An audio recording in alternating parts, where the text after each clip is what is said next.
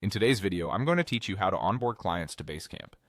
By the end, you'll know how to invite a client to your Basecamp account and add them to the right project so collaboration can begin without confusion. Start by heading to the Basecamp login page.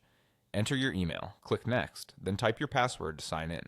If you're asked to verify your identity, complete that prompt so you can proceed to your account's home screen. Once you're in, look for the option to invite people. This is where you'll decide who you're bringing into your Basecamp.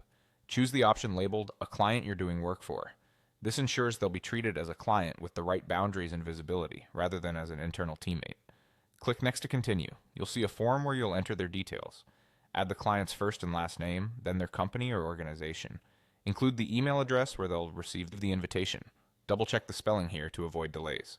Add their job title as well. This is helpful for you and your team to quickly identify who's who later on. When everything looks correct, click Email Invitation Now. Basecamp will send them an email inviting them to join your account. They'll either create a new Basecamp login or sign in with an existing one and then accept the invite.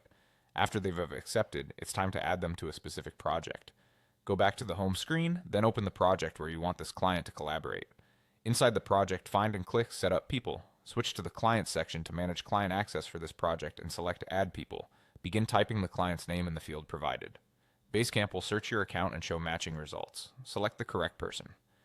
You can include a short personal note that explains what this project is about or what you'd like them to review first. Keep it clear and friendly. It helps them know exactly what to do when they land in the project. When you're ready, click the option to add them to the project. That's it. Your client is now invited to your account and added to the project with the right level of access for client work. If you don't see their name when you search, it usually means the invitation hasn't been accepted yet. Give them a moment, then try again. With this process, you'll keep everything organized, ensure clients see only what they should, and make it easy for them to jump in and get to work.